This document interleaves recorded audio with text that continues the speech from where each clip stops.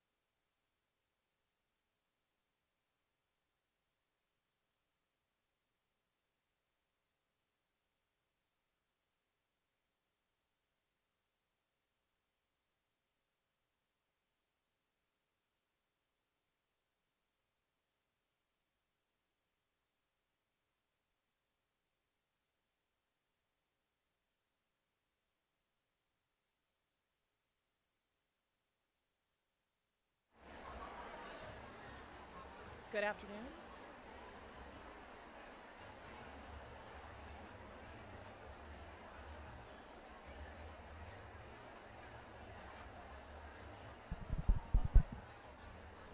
Hello. Please welcome to the stage the MC for the Chicago Network's Women in the Forefront Luncheon, CBS News Chicago's Marie Saavedra. Hello.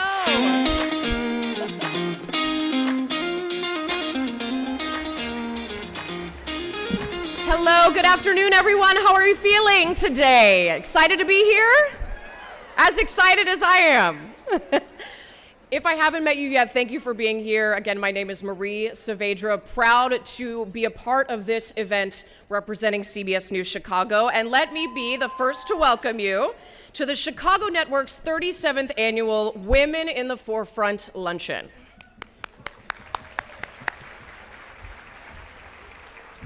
I have been lucky enough to sit where you are seated today as an attendee of this event in prior years. And whether this is a luncheon that's been on your calendar for the whole year and you've been looking forward to it, or this is your very first time, I'd like you to take a look around. You are surrounded by nearly 1,500 business and civic leaders here to support the Chicago Network's purpose of empowering women. Pretty special. And if you're like me, when I left this event, the last time I attended, I walked out of here truly feeling empowered. And much of that is due to the powerhouse women you'll be hearing from today, including those who will be taking our stage. Both of our guests are committed and aligned with this mission of empowering women. So again, thank you all for being here. We hope you're enjoying the start of your lunch. I'd ask if you take a video of the conversation today or a fun picture with your table mates. We would be thrilled to see your posts online. So if you could, use the hashtag WIFL2025. Again, that's WIFL2025. And we look forward to seeing them. We hope you are excited for what is to come, but for now, I will let you enjoy your lunch, and we will see you back here at the podium in just a few minutes.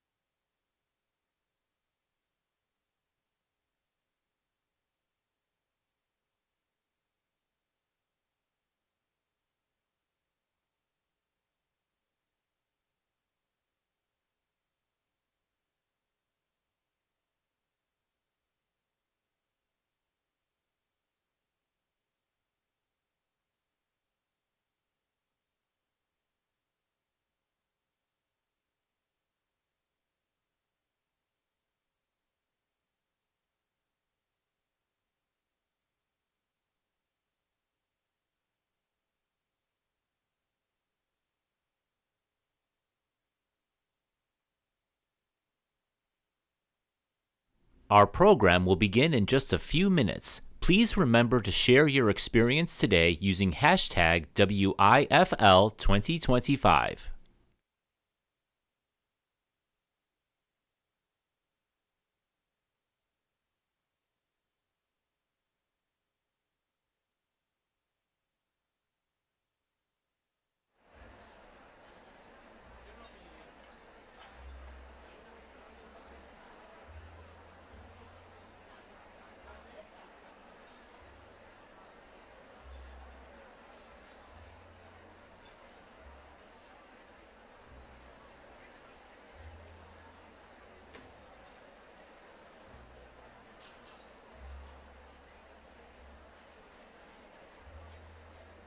Our program is about to begin. Please take this time to silence any electronic devices.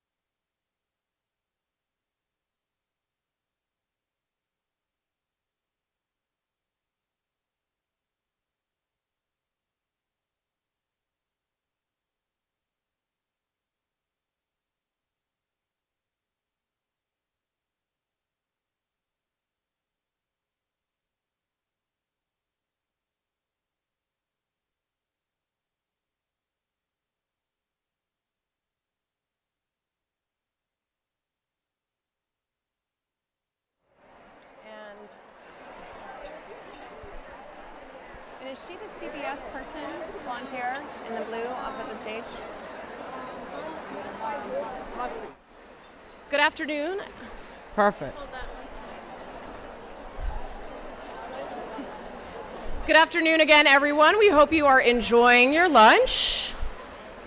I see some photos being taken. Again, use that hashtag. We would love to see all of your pictures for today. While you're still eating, if I can ask for your attention, we will continue on with our program today. I hope over lunch you enjoyed some fellowship and conversation with your table mates. What's special about this event? Many things, but that energy in the room, the friendship, and then the connections that we make is really a core part of us gathering here today. So we hope that you're making use of that time and feeling the connection as well. As we kick off the rest of our program, I wanted to tell you again how honored I was to be asked to be your MC today at the Women in the Forefront Luncheon. And I wanted to talk a little bit briefly about what it brought up for me. I've been reflecting on how much of my life, first personally and then professionally, has been shaped and structured by the support, the encouragement, and often tough love, which was appreciated sometimes later, from the women in my life. I'm a native Evanstonian, if there are any others of you here in the room.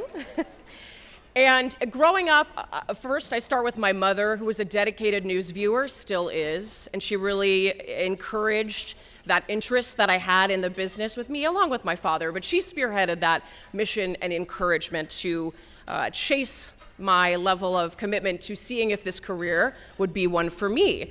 I learned the power of a group of women at my all-girls high school. Then in newsrooms around the country, I really tried to hone my craft under the wings of women who were blazing trails and doing work that was changing lives, informing people, and truly impactful every day. During my time in Dallas, I found myself meeting the demand for a higher quality of storytelling under the guidance of my first female news director. And now at CBS News Chicago, I am fortunate to work on an incredible team. Hi, fans. And this team never gives up on what we do for our viewers, and we are thrilled to be led by our general manager, Jennifer Lyons, who is on the board of the Chicago Network. So I feel this mission really resonating with me today. I hope you feel the same, and I hope to model the leadership and encouragement I've had done to me to others in the industry and just in my community that I might interact with every day. I hope that spirit will be moved within you too upon leaving today. That is the mission that drives the Chicago Network, and for more, let's hear a few words from Board Chair Deb Boda.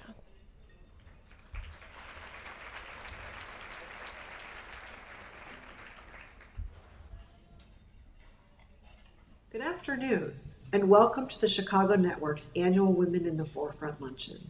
We are delighted that you have joined us for today's program, and I promise you it will end up being the highlight of your day. And thank you to our wonderful sponsors who have contributed so much to bringing you today's program. My name is Deb Boyda, and I am a longtime and proud member of the Chicago Network and the chairwoman of the board.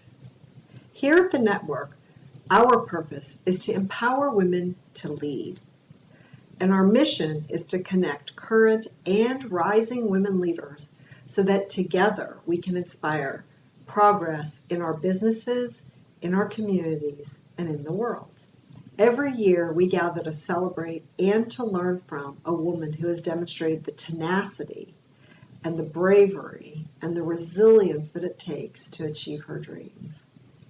And today, we gather to celebrate Katie Coleman, a former NASA astronaut and a retired U.S. Air Force colonel. As you will see today, Katie is a force, and we are lucky to have her share her story with us. I hope that it will inspire all of you, in your own ways, to also reach for the stars. Welcome.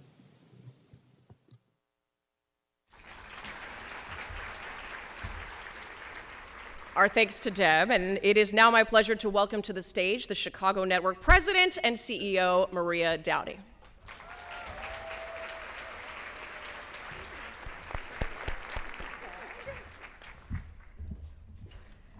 Welcome to the 36th Women in the Forefront Luncheon. I think I say this every year. It's just wow. My heart is so filled right now. I just look across this room and so many friends, so many allies. Thank you. Thank you for being here. I cannot tell you how excited I am that you're here with us.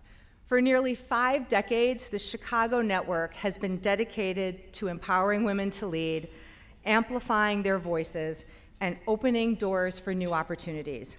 Today, we celebrate those who have paved the way, those who are leading change right now, and those who will shape the future.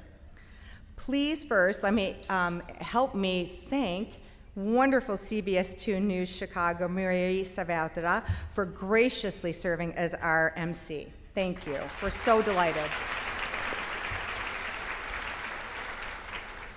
Our sponsors make today's event possible, and we are profoundly grateful for the commitment and investment that you have all made in our organization, as well in the communities in which you work, serve, and live. First, a very, very big thanks to our premier sponsors, Huntington Bank,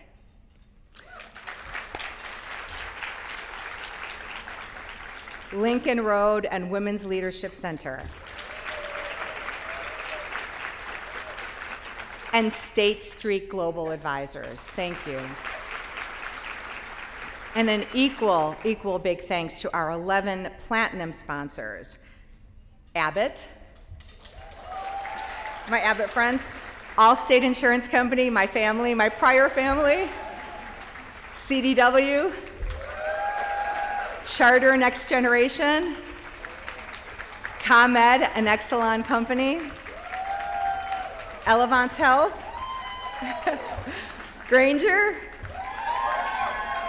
Hyatt, Kirkland and Ellis, McDonald's Corporation, and the Northridge Group. And finally, thank you all to our gold, silver, and copper sponsors. Sincerely, my real sincere, heartfelt gratitude. Thank you all. Yes. Okay, we have a wonderful, wonderful program for you today. You're going to hear from two courageous, humble, and transformational leaders. Katie Coleman, whose achievements as an astronaut, scientist, and advocate for women in STEM have inspired countless individuals around the world. And Michelle Miller, award-winning journalist whose passion for storytelling has won the hearts, minds, and respect of people across the globe. This is certain to be a dynamic and thought-provoking conversation. Now, we hope to have time at the end of the program for Q&A, live Q&A. So you'll notice that there are mics in the middle of the rooms if we have time to do that.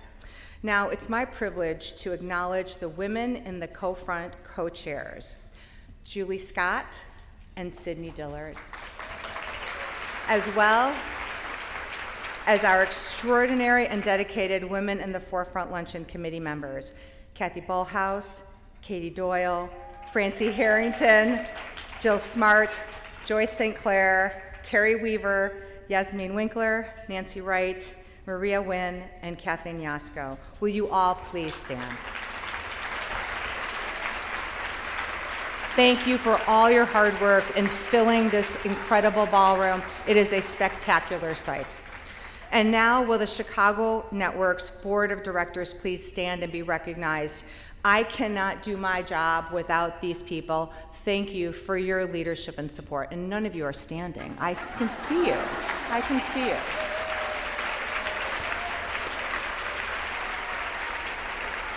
I also want to give a very, very special thanks to my small but mighty team. Believe it or not, there are only 4 full-time employees at the Chicago Network. I am one of them.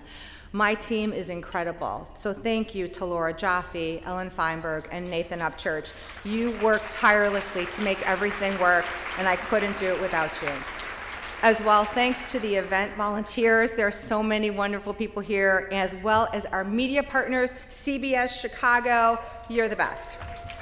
Finally, a very big thanks to Joan Bitterini, Hyatt Corporation's Executive Vice President and Chief Financial Officer, and she's also a TCN member, and the entire Hyatt staff for their gracious hospitality and service. We have filled every square inch of this ballroom, so please be particularly mindful of the staff that is helping and taking care of us today. As we enjoy our lunch, I'm going to put a plug. Yes, thank you to all the serving staff. A plug for the hashtag, and also you can do LinkedIn too. But remember, hashtag is WIFL 2025. And in closing, let's remember that we have the power to lift others, to break barriers, and to make meaningful change. Together, we are building a future where women lead at every level, in every field. Thank you for being a part of this incredible community.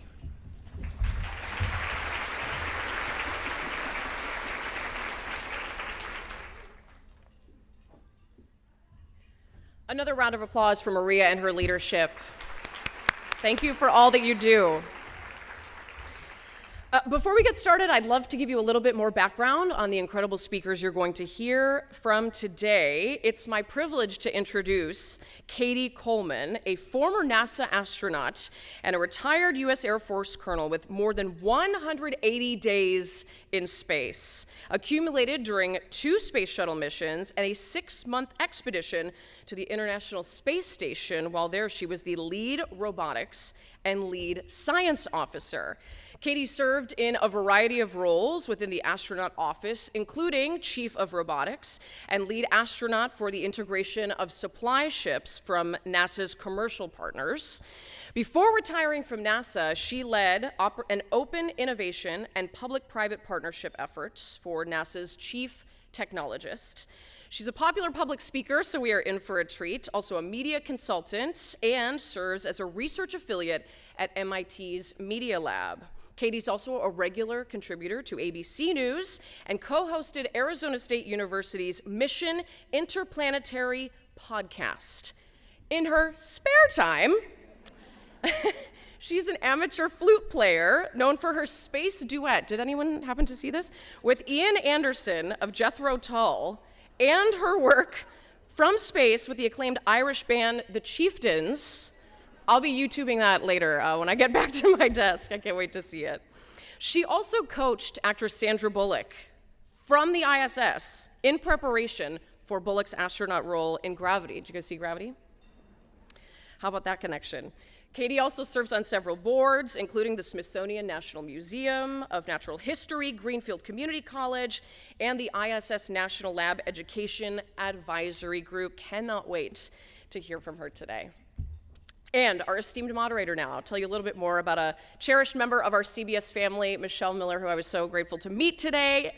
Michelle is co-host of CBS Saturday Morning. You'll also see her regularly on CBS Mornings, CBS Sunday Morning, and CBS Evening News. Michelle also reports for 48 Hours and anchors CBS News streaming Eye on America, such a compelling journalist. Michelle joined CBS News in 2024, reporting on countless stories of both national and international importance, from presidential elections to the climate crisis. Her area of coverage is pretty wide-ranging, but it's her reporting around social justice that has been particularly groundbreaking. She's also the author of a New York Times bestseller, Belonging: A Daughter's Search for Identity Through Loss and Love. It's a memoir which details her deeply personal journey of confronting her past and finding her voice. So if that resonates with you, I would encourage you to check that out. Please join me in welcoming these exceptional women to our stage.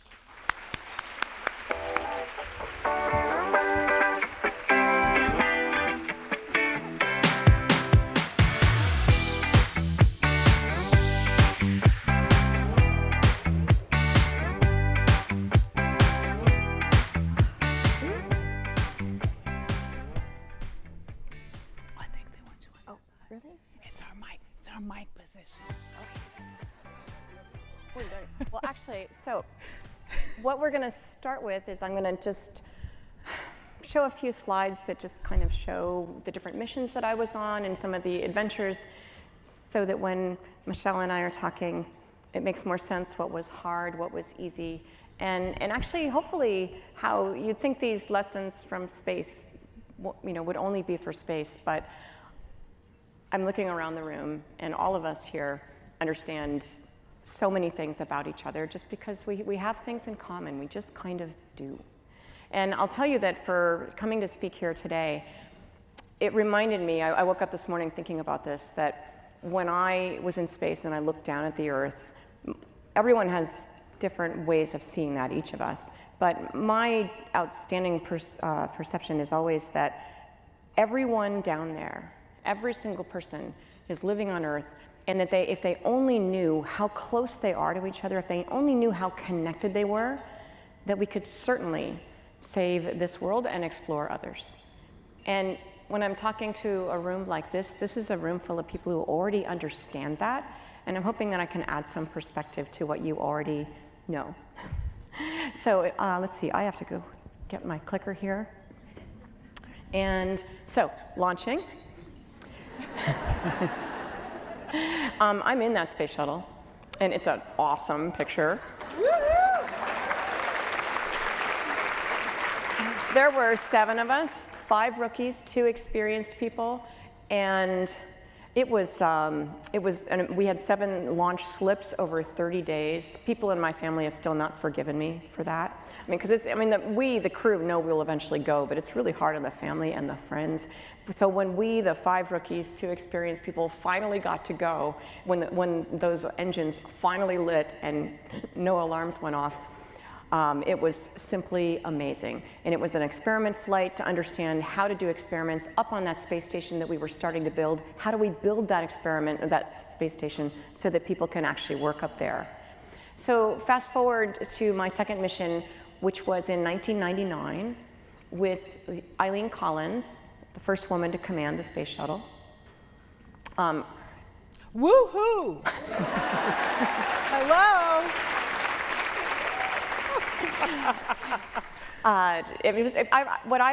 The biggest thing I learned was that leadership takes many forms. And people think NASA is a very military organization, and it has that history. Only 40% of the astronauts tend to be military, but it has that kind of history and that feel.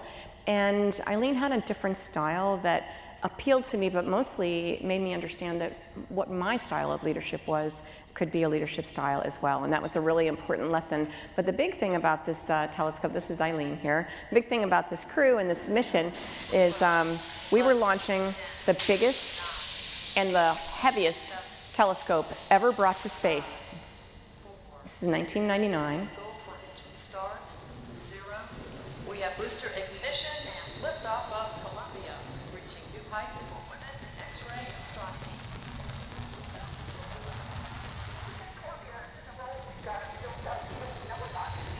Houston, Columbia. We're in the roll. Houston, Columbia, we're in the roll, and we have a fuel cell pH, #1. The first part of that was normal. And the second part, fuel cell pH, it means there's an alarm that we have a really significant electrical short. It takes out 2 of our 6 main engine controllers. It means we still have enough, but now we don't want anything else to go wrong.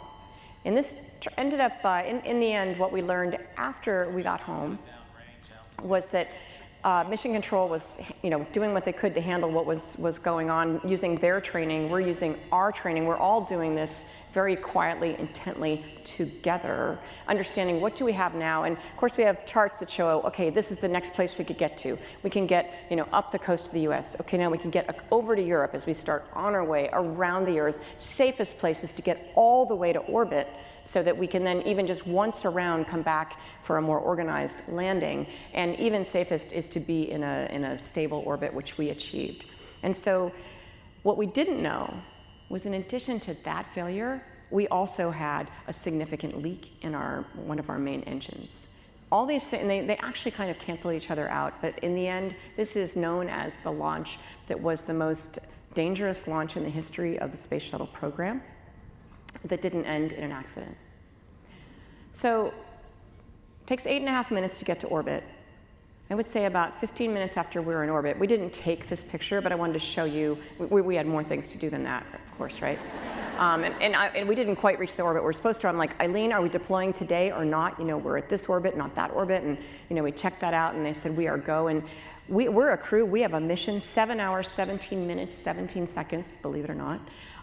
Was when we were supposed to deploy the Chandra X-ray Observatory, the very first X-ray telescope that would teach us here on Earth everything we know about black holes so far. And you see that we made it up there, so we're off to work. And our first thought, I think every one of us, when this happened in the shuttle, was, we know how to do this. We just did this malfunction last week in the simulator. And so this is a lot of what training is about, is learning every single system. And there's this certain reassurance that you've actually done this before, and even if it's not exactly the same, your training kicks in and you're thinking, what about this? What are the possibilities? What do I know? What can I do? What's my job? And what else can I be thinking about in case something's unexpected? So we do that kind of training, and that's why 17 hours, 17 minutes and 17 seconds after liftoff, we were able to deploy the Chandra X-ray Observatory. And I'll fast forward here.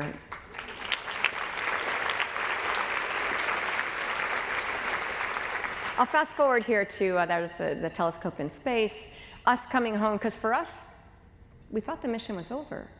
But that telescope is still up there. It was supposed to work for 5 years. It's still working. Everything you know about black holes came from that telescope. This is the first image. And on the left is what we could take with sort of rudimentary telescopes that have been up there to understand the viability of having a telescope like Chandra up there. And on the right is what we've learned now that we have all the different telescopes pointing at the same objects. It's like an orchestra. Each of these telescopes tells a different story, and together they make the whole picture. And so that also happened to take the first image of a black hole. So we're like the space crew, we're the astronauts, but you can only imagine how many people it takes to make all of that happen. Each of us dealing with our own things that we know, things that we don't know. So now take that situation, understand I've learned those things. The next mission is to go to the space station. And I really, really wanted to do that.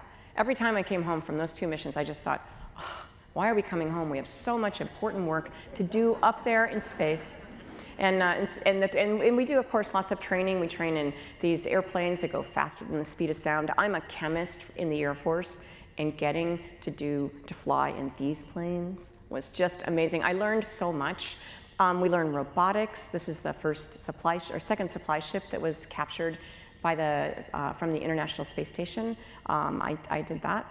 And this is a great picture if you look at it. Look in back of that big supply ship.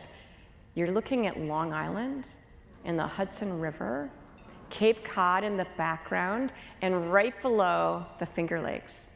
I flew here yesterday and I looked out the window and there they were, the Finger Lakes. And it's always so interesting to me to see these places where you've seen them from space, but then they're also, I mean, all of us kind of know those claw marks in upstate New York. Then I have relatives from there, so I knew them. And so it's really interesting. It's also the place where they first signed, everyone here will know this name, but it's left my head, the sentiments of suffrage. The Declaration of Sentiments. Thank you very much. Signed right below here. And so I thought very appropriate that a woman would be capturing that supply ship. We do a lot of other training underwater, and I went to Antarctica. My husband's here too. He was really excited about my assignment. It was a last-minute assignment, and I finally said, "Sweetie, do you realize that I am not going to bring the baby with me?" And training in the spacesuit, of course, and Michelle and I will talk more about that. And this is our crew, and I'll just flip through some photographs. You can see that we are 3 very different people from Italy, from Russia, and then there's me. It's a very tiny space when we go up to space, but then wait till you see. And then we joined 3 people, so now we're 6. You might recognize Scott Kelly on the right. I was up there actually with both Kelly brothers, but at different times. And the joke was that I was going to get to choose which one got to stay. But then the sequence got out of sequence, and so Scott was already home by the time Mark came up. But this is launching from Russia in the Russian Soyuz. I spent about 3 years of my life going a couple times a year to Russia for 6 weeks, and coming back and going in this international space station, so we train all over the world. And then this is what it's like up in space. It's just simply astonishing. I mean, you fly everywhere. Me, whose middle name is Grace, but is not graceful. I mean, it's the place for me. You kind of tuck your feet in to stay in one place. We get to bring ourselves. We each get to bring a few things that really make us feel like home and in ourselves, because we're just going to be people up there. And looking out the window. And picture yourself looking out this window and seeing that everybody that you know is down there. And I've gone a little tiny bit over my time. I'm going to go a couple more minutes, Michelle, and then we'll get to questions. It's for show. Anyways, and what do we do up there? Well, it is not just about playing with your food, but this, I mean, even though it's gummy bears, it lets you know what it's like up there. This is Satoshi playing baseball. We reinvent life up there, because suddenly you take away this giant variable, gravity, and everything acts differently. I mean, Satoshi has to be the pitcher. Now, keep an eye. Look at the flashlight, okay? That is bad, bad, bad, bad, bad. We only have 7 of them, okay? And now one of them is like flung somewhere. Anyways, it's a joyous, amazing place. It's a place of discovery. You take away gravity and you can understand, what do liquids really, really want to do? which is in candle flames, flames, combustion, understanding combustion, how to make it more efficient. We can measure things in 30 or 40 seconds that have to be measured in a second here on the ground. So we really learn a lot about growing plants, about our own bodies. And in doing this whole mission, the mission itself, and this is, I think, the mission is a really important word for this room, where everyone here is part of, I'm sure, several missions. Some of them at work, some of them at home. But mission is, I think, the thing that helps us work with people around our table that we don't know, maybe we haven't yet met yet, people that you work with or you do things with that do things differently. Sometimes that's hard to accept. That's what it's like for a space crew.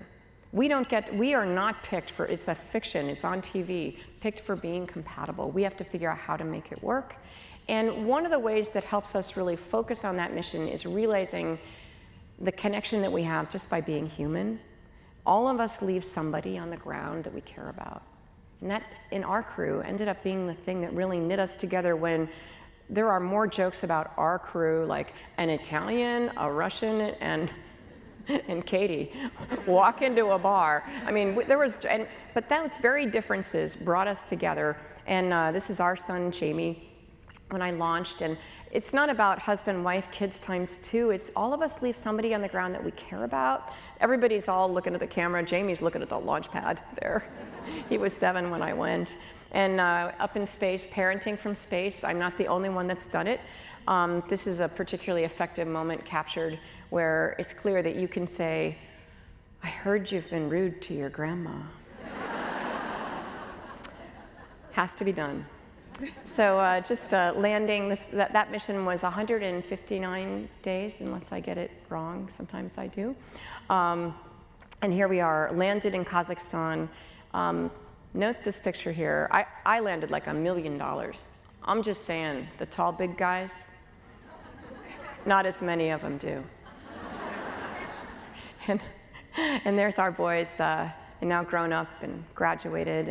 And just that idea of family and blending those two, it's so hard to think about. And I do actually show my family in so many instances because I want to make sure that people understand you can do that. This is a very important space zero gravity experiment that we are practicing into sacrifice at home, the zero-G Cheetos experiment. So our 2 boys, Josiah and Jamie. And there's actually a movie that you can watch on PBS and support PBS. I mean, this movie puts the human into human spaceflight, and I think that's something that NASA doesn't always do so well. It's about my family, it's about another woman astronaut, Kayla Barron's family. It shows that the 2 women, shocking, are different from each other. And it really, I cry when I see this movie, and so I've gotten to watch this movie with my 10-year-old, who was in the films and the footage, and our 23-year-old who's there on the right.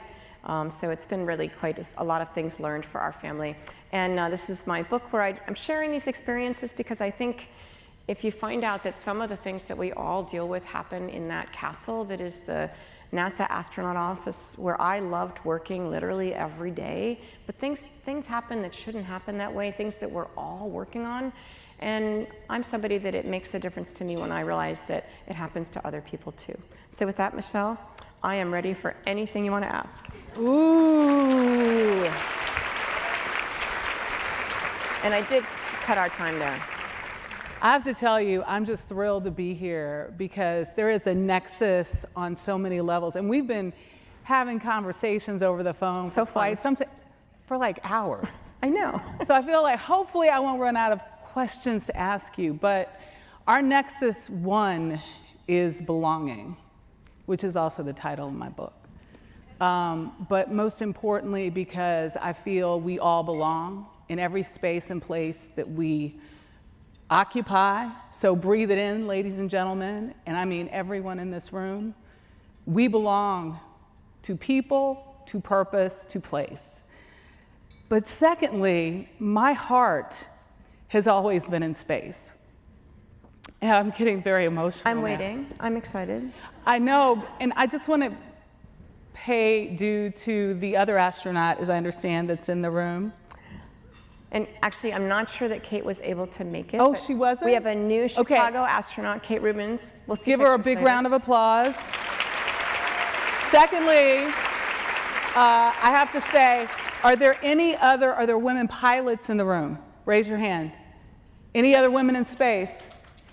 All right, anybody who's ever wanted to be an astronaut, raise your hand. Woohoo! Woohoo!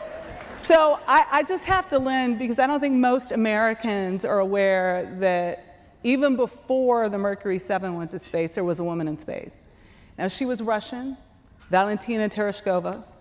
Did I get that right? You did, and that scarf I was wearing in that picture, she gave me that scarf. I love that. I love that. And I think that it's important for us to understand that, yes, women were there even before the Scott Glenns and the Neil Armstrongs. And it's not just the astronauts. Yeah. Can I show one of my favorite pictures? What? From the history of Which space? is? What? Let's see, I think our friends in the I back know will bring you it up. do. Can we see? Yep. Katherine Johnson, oh yes. One of our hidden figures. And actually, Catherine's maiden name was Coleman. How about that? Isn't that amazing? And what I think, is my clicker working? There we go. I mean, this woman, she did the calculations for getting people from our planet up to space and home again, the math. These were the computers, most of them women of color. And if you've seen the movie Hidden Figures, I mean, and I show these pictures in literally every talk because it's a lot of what my book is about, where you shouldn't have to work so hard to be seen and bring the skills that you bring, right?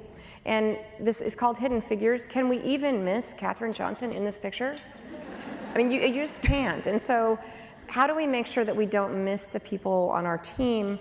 And I was really Bessie excited. I go Coleman. through the Chicago airport. I very seldom ever come outside the Chicago airport, so it's a little scary. But I often see really great exhibits about Bessie Coleman. And I actually brought some postcards of her up on my first mission, just that it's about that belonging. Right, I mean, she was licensed before Amelia Earhart, and she was licensed, had to go to France to get licensed, but I mean, it's the stories of our unseenness are boundless, and not just in the aviators, but in the tech. Yes. And I think about if we knew more about the contributions of so many women like yourself, like Bessie, like Katherine.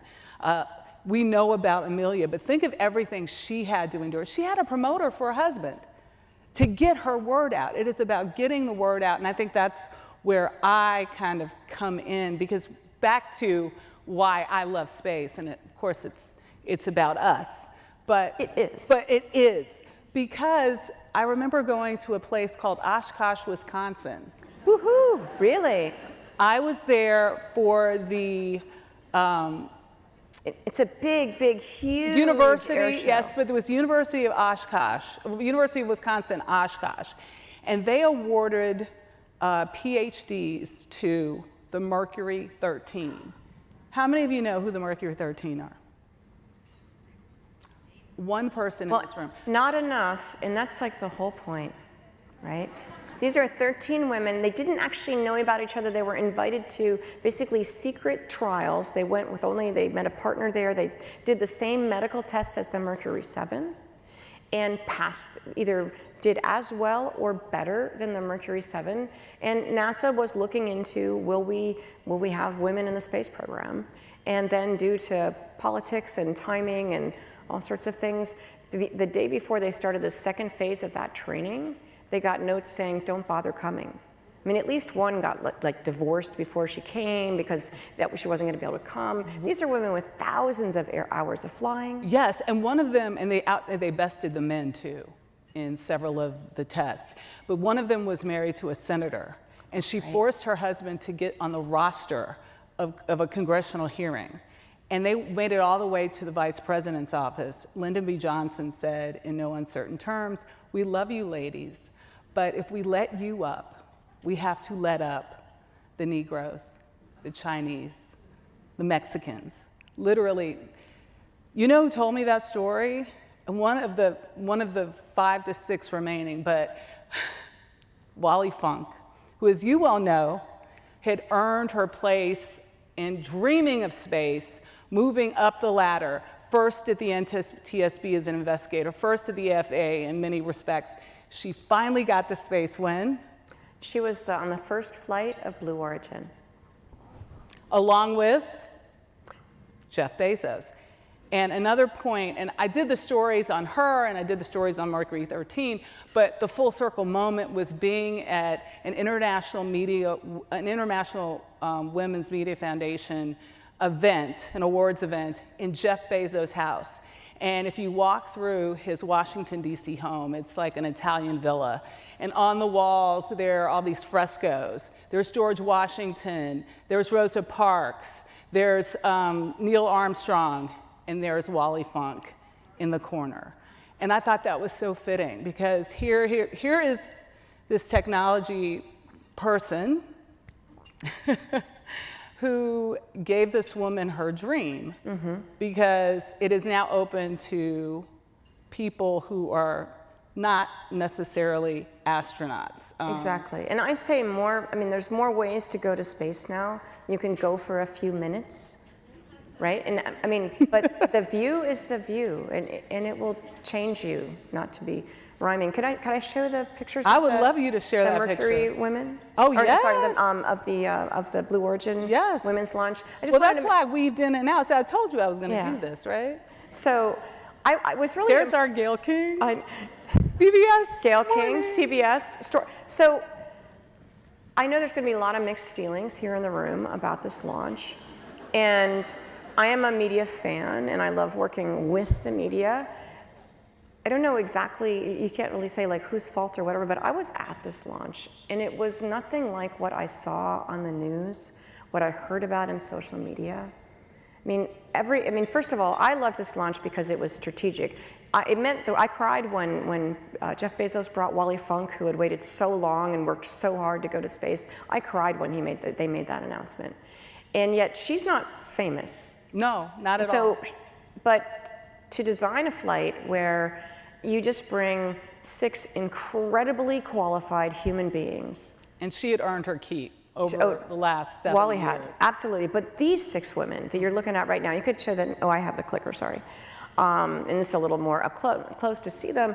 I mean, they all have different professions. They are extremely qualified, and people who you would love to have in this room, and people who have the power to change the future. But there is something about being really famous. Katy Perry's very famous, Gayle King's very famous, and I was like, oh, thank goodness Blue Origin was so smart, because now there will be eyeballs on this, and people will realize that women are going to space as well, and with incredibly, impeccably qualified people. And then there was just a lot of negative press, which I found incredibly disappointing. We are disappointed a lot, aren't we? It's true. I mean, I'm a journalist, so there's so many things about, one, I find it really disheartening that you aren't a household name. Having given, no, but seriously, having given as much to this country as you have. I mean, your military service, your astronaut service, your advocacy, and you're continuing to push the bounds. So let's talk more about you, because you are unquestionably qualified in every aspect of your life. From your flautism. Doesn't always feel that way. Well, I'm getting to that point, but, and I think there's something about knowing your qualifications, but the embeddedness of people telling you you're not in so many words. And your pushback to that through everything you've done is, what's your pushback? At the time, and probably in many professions here, I mean, the line to get where you want to go is narrow. There's a certain number of people who are the gatekeepers. And for example, we could talk about maybe the spacesuit. Yeah, let's talk about that small spacesuit. So spacewalking, that's me, I'm sorry. Because it's all about the fit and fashion, right? Exactly. Well, yeah, and so this is the real spacesuit, right? But I mean, they had a different mission, the Blue Origin women. I mean, it's a different mission, different time, and those suits are actually appropriate for their mission. But this is the spacewalking suit. And for both of my first 2 missions, I was designated as a spacewalker, even though there was no planned spacewalk. But there are certain things, if they happen, we have to go out there and fix them. It's really unfair and bad to hope for really bad things to happen. You can hope for expensive things to happen. But we didn't get to do spacewalks. But then going to the space station, I wanted to do that. But in between times, NASA's designing the space station. They said, you know, we can't bring small, medium, large, extra large up there. So we're going to get rid of smalls and extra larges and only bring mediums and larges of this spacesuit. And that affected How more. tall are you, Katie? I'm 5'4". You have to be 5'2" to be an astronaut. There's other people my size. And you have to speak Russian? Nowadays, it's good if you can show that you've learned a different language, because in an international environment, you're going to have to learn a different language. Yes. So I do speak, everybody goes to the space station and lives there, has to speak English and Russian to a very proficient How about that? degree. Yeah, it makes sense. But Especially now. Especially, well, you know, we're people, you know, with all this going on in general, people are doing their job, which is, I think, what's really important. And I felt like my job was, I felt like I belonged up there. I was somebody that had some talents internationally in terms of language, but also I'm like a bridge person. I'm a connecting person. I see everybody on the crew. I don't like that phrase, leading from behind, but I think I do it. But in order to go to the space station, all 3 people in the spacecraft had to be spacesuit qualified. 2 primes and a backup. And what that meant was when you eliminated the small spacesuit, 1/3 of the women had no way to go to space and go live there. And that's the only thing we were doing was the space station. And I was, whether that's, I was in that 1/3 or not, I probably was, but I found ways to make the spacesuit work. I did have help. I recruited help in all different ways. Some of it was volunteered. I'm being a journalist now. Do you think that was intentional? What was intentional? To cut out the women? To inadvertently disqualify the women. I don't actually think it was intentional. When they announced it at our Monday morning meeting of all the astronauts, they said we're going to have to cut out these 2 sizes. By the way, that lasted about 2 months, and they brought back the extra large because all the big guys didn't fit in the large. Just saying. But what they said to us was, but don't worry. We've looked ahead at the manifest, and we have all of the spacewalkers that we need. In other words, we are not going to miss you, right? Okay. And I mean, it makes my stomach just to say it, right? But part of me knew that I really could make that contribution, and I did recruit help. And other people said to me, "Listen, we've seen you. We think you have real potential as a spacewalker. And when they ask you what size you wear, you say medium." And I tell people I showed up cheerfully to meetings that I wasn't invited to, spacewalking meetings. I'm like, "Oh, I'm here," and they're kind of like. And then, you're learning, and I mean, and if it's something where strength and, just the size of the suit is what's, stopping you, I have to get everything else right. I have to understand what we're going to do. I have to be ready. I have to practice all those kinds of things. And I keep forgetting that I have the clicker, and you could be seeing slides. There you are. Anyways, let's see. Are we clicking? And that's the medium? That is the medium. Yep. And it's a big giant suit. One of the biggest problems is we practice in a swimming pool. The suit itself weighs 300 pounds. And so we practice in a pool where they weigh you out so you don't sink, but you don't. Can you go back to that one back there? Can we go back right there?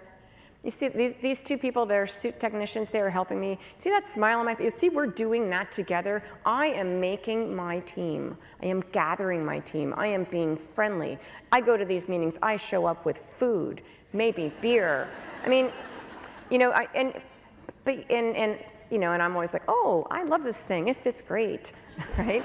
And so when you brought up, all these daunting things happen, at the time, you don't have time to be mad, you just want to get there. And the same thing when it turns out that I didn't get assigned to the space station for quite a while, because my husband and I commuted for our whole entire, for 26 years we commuted between Houston and Massachusetts.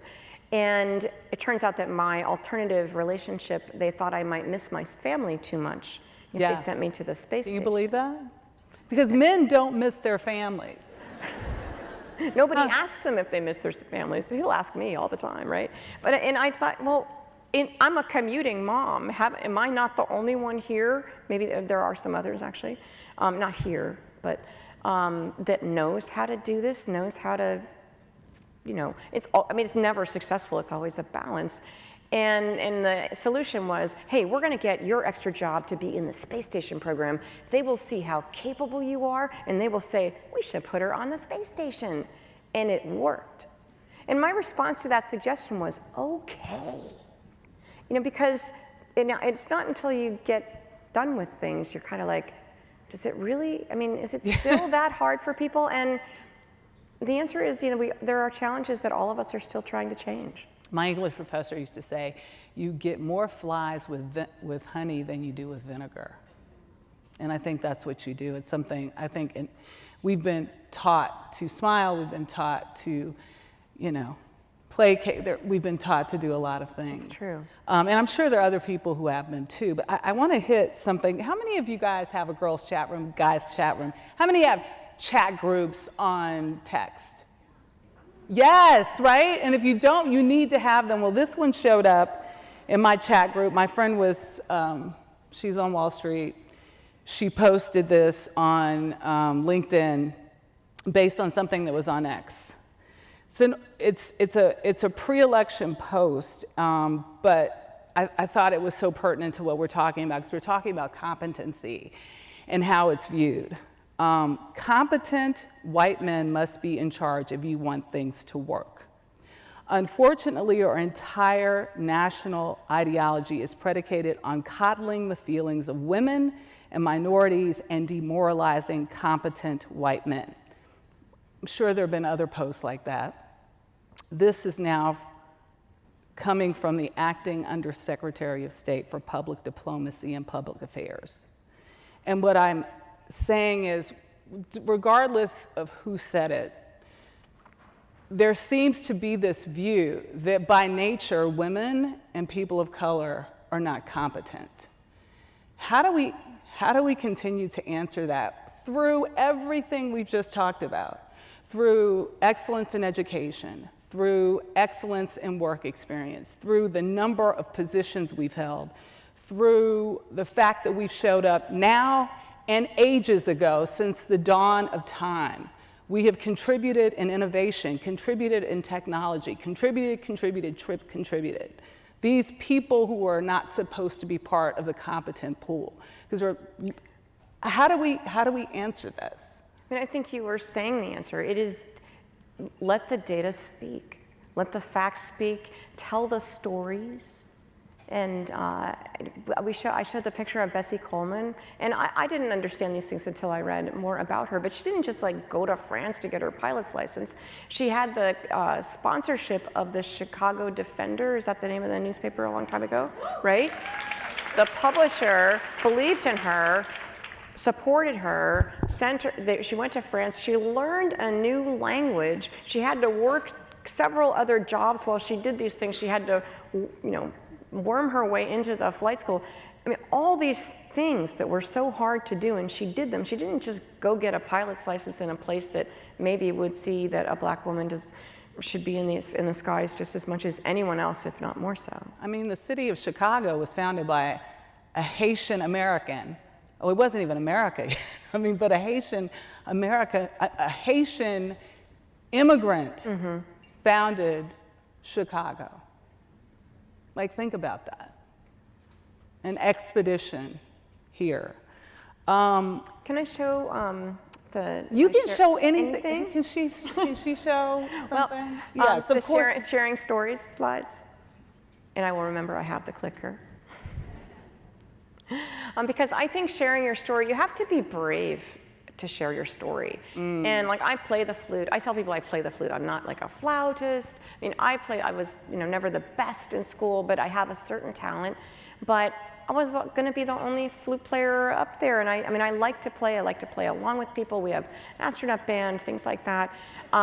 Those flutes belong to the chieftains. And I will let you know that if you bring somebody's flutes up to space, you can play with them too. I'm just saying, right? But you have to be brave to share your story. And I did these things knowing, and NASA let me, knowing that we would tell the stories from space. People would pay attention to space in a different way. That's us up on orbit.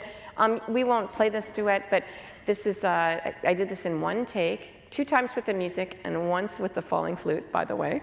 And so it's. Can we hear? So I'm going to keep going because we want to talk about a lot of different things. But if you Google space duet, okay, you'll find that, and I think it's really charming and wonderful. And it came from somebody else being brave. He didn't know if I could play the flute at all, and we agreed to share our story. I'm married to an artist. I think without these people that design museum exhibits, I was just in the Museum of Science and Industry yesterday. Phenomenal storytelling. Phenomenal. I mean, at Johnson Space Center, they wanted to redo the Apollo, moon landing control room, and they wanted it to be perfectly, just exactly the way it was. Couldn't we actually add a few panels of pictures or videos that show some of the people that made that happen, which certainly included women and people of color and other underrepresented minorities? And that's what I saw at the museum there. I mean, NASA never got convinced that that control room is a perfect replica, and you won't see anybody that surprises you in that room, but you will see them in Chicago. So the importance of telling those stories, my husband is a glass artist, and he's somebody that's how he tells stories. It's actually how we met, he's actually somebody that is inspired by the night sky, and he made them a dozen years before we ever met, glass planets. But the first thing that I wanted to do when I finished my dissertation was go to the real gallery, buy one of these very tiny planets that would represent what I wanted to do next, and remind me that despite all the things that you kind of hear, like that's not really, that can't be you, it's too hard, it's too special, you're not that special. I wanted these planets to remind me. And so different people tell these stories in different ways. And whether it is journalists, I mean, I'm looking around You're looking the room in here. the room. These are the queens of industry, science, technology. Exactly. And by talking about the things that you've done that are hard, the things that you're proud of, and sharing them with people in your own generation, people below you, kids, all those things. I don't mean below you, but the newer generations coming in. Those stories really mattered to me that people told. And there was people that really helped me by sharing things that were hard for them. So being brave and sharing those stories is really important. You speak a lot about allyship and why it's so key, and how the diversity of thought, diversity of region, race, gender, et cetera, is so key to not just the decision making, but the innovation that occurs. Mm-hmm. And I'm curious, look, this is an incredibly powerful network of women who are change makers. What's your message directly to them?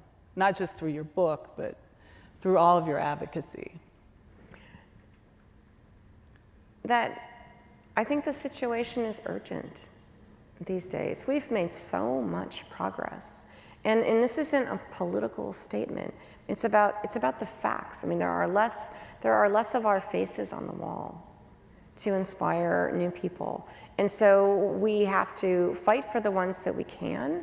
Ironically, I ended up with a Bessie Coleman quarter in my change this week. I have it in my wallet as we speak.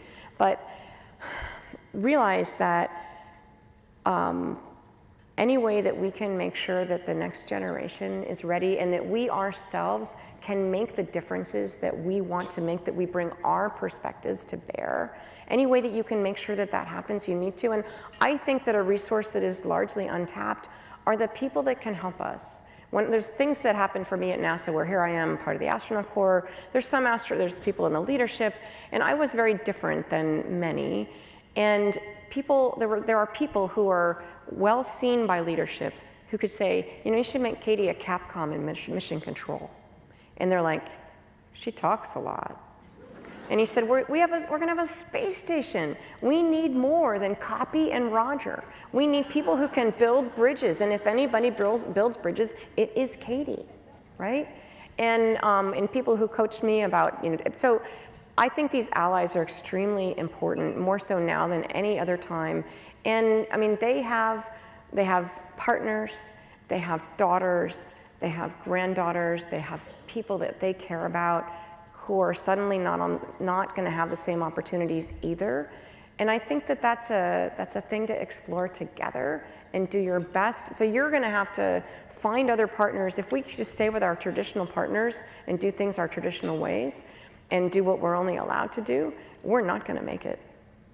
We are not going to be a spacefaring society, and we're not going to be able to deal with the issues that we have with sustainability, with medicine. And it is a serious charge to all of us. Do what you can, and if there's a thing inside of you that other people don't know about, share it, tell it, find the help you need to be one of those people that helps move that needle. It takes all of us. It does, and we were talking about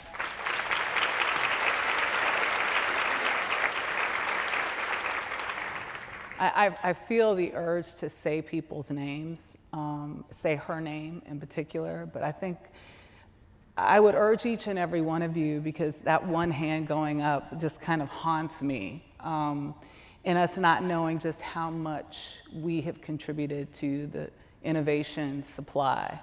And I think about this little thing right here and what it allows us to do, and the women who were instrumental in this. Designing it.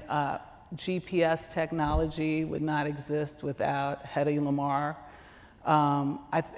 Celebrate the facts. And it's so interesting on the diversity issue that when we talk about data analytics, that the two spaces that really rely on data to move themselves forward are sports and the military, and how they were both of those industries were so strident in their support when affirmative action was under attack, which I found really interesting because both are very dominated by men. And again, to allyship, we wouldn't be where we are today without our male allies. So I want to give a big round of applause to the men. We know the women who stood there. You talk a lot about the women. You talk a lot about the men, and even, including your husband. I have boys, right? Yes. When Josh and I found out we're going to have a boy, I'm like, I think all the time about women's education. What am I going to do with a boy? But we feed these boys to go out and be great men. Great men. There's some great men out there. Why do we? Great men in all stripes. And I think let's lift those boys up, because they will carry some of our load for us and for all of us. So yes, I'm sorry, go ahead. No, it's good. No, we're good. I believe in boys, I believe in men.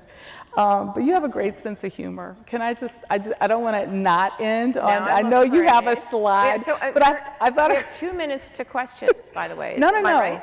We don't, we have 12 minutes. I know, but we have questions. I have 2 more minutes, right? Yep. And then I got 10 minutes of questions. Am I right about that? Exactly. Yes. Okay. Okay. Same page. All right, but I cannot let you go, because at the very end, she saves this for the end of the book. The end of the book, you talk. I'm afraid. You say it. I don't know what we're talking. You know what we're talking about, the Appendix 1. Oh, the bathroom?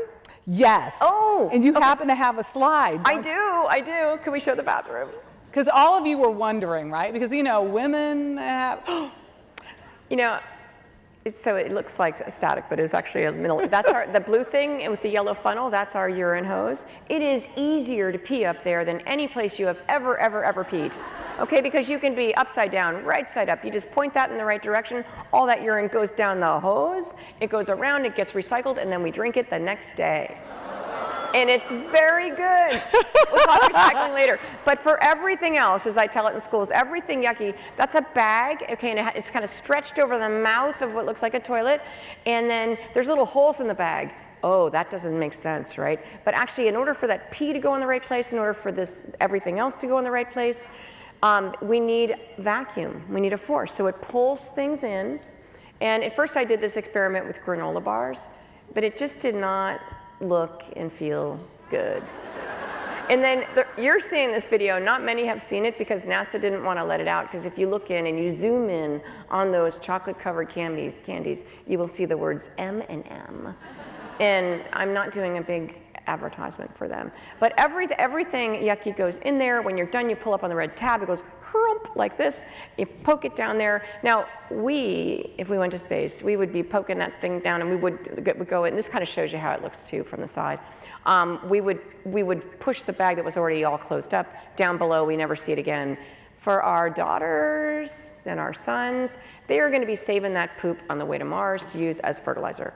Yeah. Just saying. Thank you for Yeah, that. I would just like to say urine's a great thing, because if you ever have like a cut, open wound, I'm told that it's an antiseptic, right? Really? I don't know. That's what Is I there was a doctor taught. in the house? Anyway, are there any questions from the room after that? We are ready for questions. We are ready for questions. Did we hit everything? I think we did. I might show my perspective slide. Okay, we'll definitely show the perspective slide. But first, any questions from the audience? Please jump up. Is there a mic right over here? Mic? Yeah, anyone with a mic? Did we forget about the mic? Oh, there's the mic, right there in the center of the room, right here. And as we're coming, I'll just show like this little final set of slides, which just shows our perspective from going to space. That's Massachusetts. Is that Looking out at the Massachusetts? Earth. Now, I know this doesn't mean to you what it means to me, because I'm from Massachusetts, and as my friend from Massachusetts says, he goes, oh my gosh, it looks just like the map. You know, I spent time in Louisiana. I don't did think you? Louisiana looks like the boot anymore. It's losing so much coastal. Well, it still looks pretty beautiful. Yeah. But so there's this perspective. Here's Chicago. Isn't that cool? Yes. So if you were alive during 2010, I saw you. Here's the bigger picture view, a Landsat photo. And we take these pictures out of many windows, but this is the window module, the cupola. And this is just a series of photos that I'm really proud of. I did not take them. People take self-portraits. This is Scott Kelly and his very ugly feet. But he figured out how to show on the right the Sinai Peninsula, the whole world. So he figured out a way to see what he sees, right? Tracy Caldwell, I think it's the epitome of a human and their relationship with the earth. Karen Nyberg. Now we have so many more people up there that have gone through and lived on the space station, so many more perspectives. So they look through the same window, they see something different, they bring home something different, just like you do Yes. when you go to work. Our first question. Hi, Katie. Ooh, that's very loud. Hi, good to see you again. Vula Saradakis, Greco Museum of Science and Industry. Where really, I'm not just trying to be nice, and there's lots of other really great places here, but I was particularly impressed with telling the stories of the people who really do all the work, not just the people on the top of the rocket. And I just really loved that. Thank you. Yeah, I was the single Mercury 13 hand. that Yes. came up Yay. because Thank you. We redid our Henry Crown Space Center last year. We reopened, refurbished, and we are so proud now to be able to tell the stories of more women and more people of color of all ages, genders. I mean, that is the true story there of space exploration and will continue to be. So, and proud that we're now showing that to our young guests coming through, and they're learning about the Mercury 13. I'm in awe of your career. Thank you for your service, and that includes NASA, of course.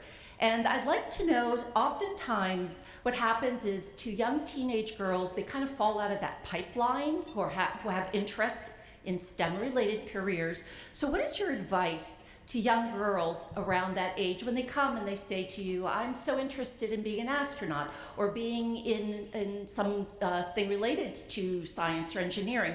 What do you say to them to sort of encourage them to stick with it? I say that all of us need STEM, whether it's going to be the passion that you work on for your career, but if you just want to be able to raise your family, you need to understand what's going on and how to interpret what you read in the paper and what you hear in the news as much as people. Exactly. We're losing that art skill of analysis, like being able to take a set of facts Exactly. and compilate what it all means, all of these different truths, right? And so I say figure out what you love, but do all of it. Make sure that you're paying attention to math, science, writing, reading, telling stories. Okay, thank you. Thank you. Next question. There's a question over here. Okay. Hi there. I have two things. One is, do you need to bring your passport with you when you go up to space? Well, they have your passport and they promise to meet us with the passports. We think about maybe we have to trade things with our helmets or, but we can land a lot of different places in the world, but they all have copies of our passports apparently. Particularly good for me, who's not so great at holding on to it. Okay, and the second one actually has a little bit to do with the last question from the last person. By the way, you're not the only chemist in the room. Yay! Woohoo! But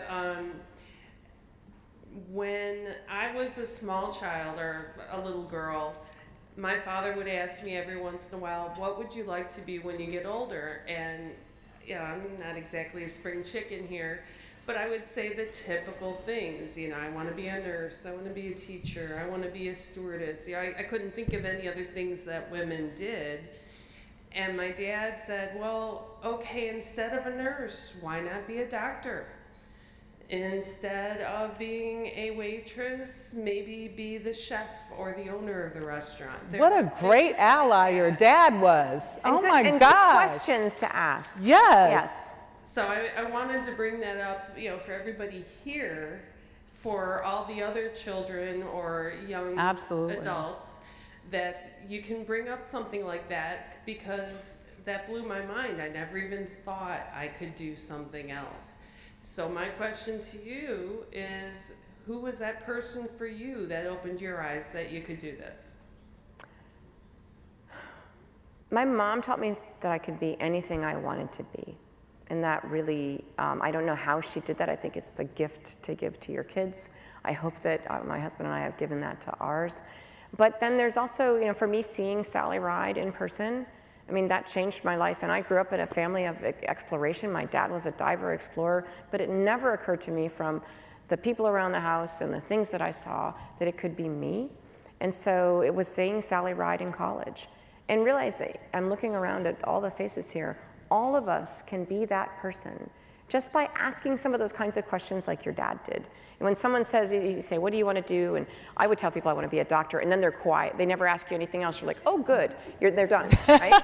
But ask more questions. Why do you think that? What kind of skills are you most proud of? Which ones are you thinking might be hard for you?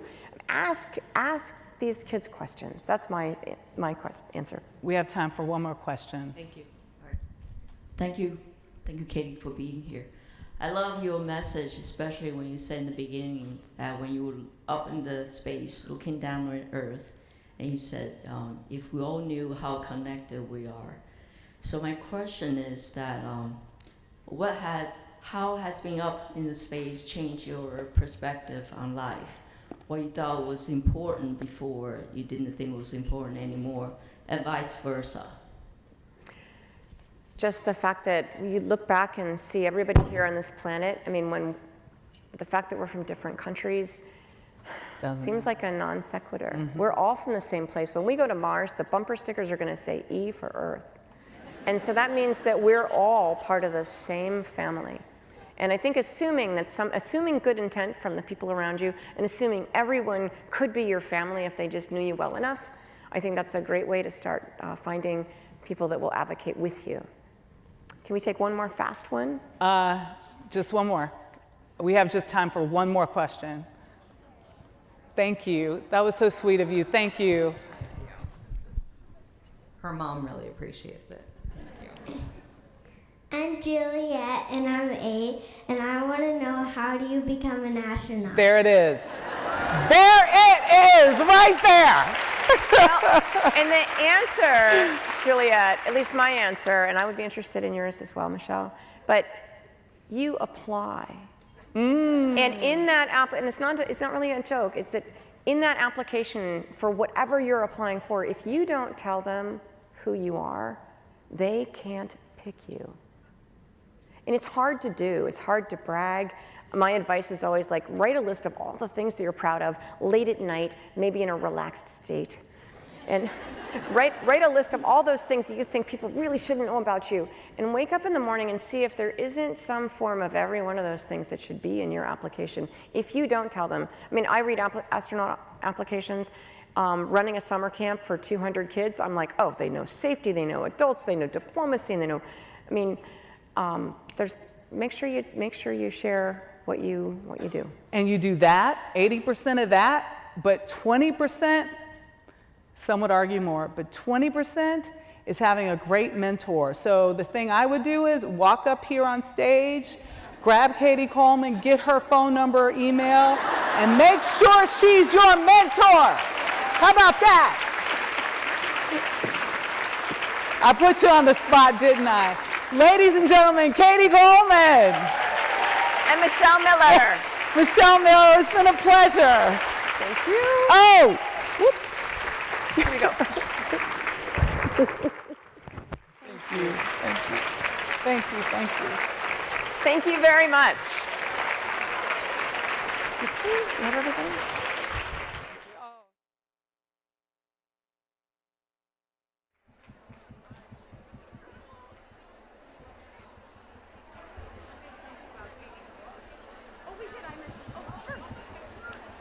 Do you know where they are? The books? Okay. Everyone, before you head out, a few brief announcements. You notice those beautiful flowers on the table? The person at your table whose birthday is closest to Katie's first launch date, which is October 20th, is welcome to take those flowers home. Also, as you look toward the exits today, please take a copy of Katie's book on the way out. I feel so inspired by that conversation. We hope you do too, and that you enjoy the book. Compliments of the Chicago Network. Thank you all so much for being here, and enjoy the rest of your day.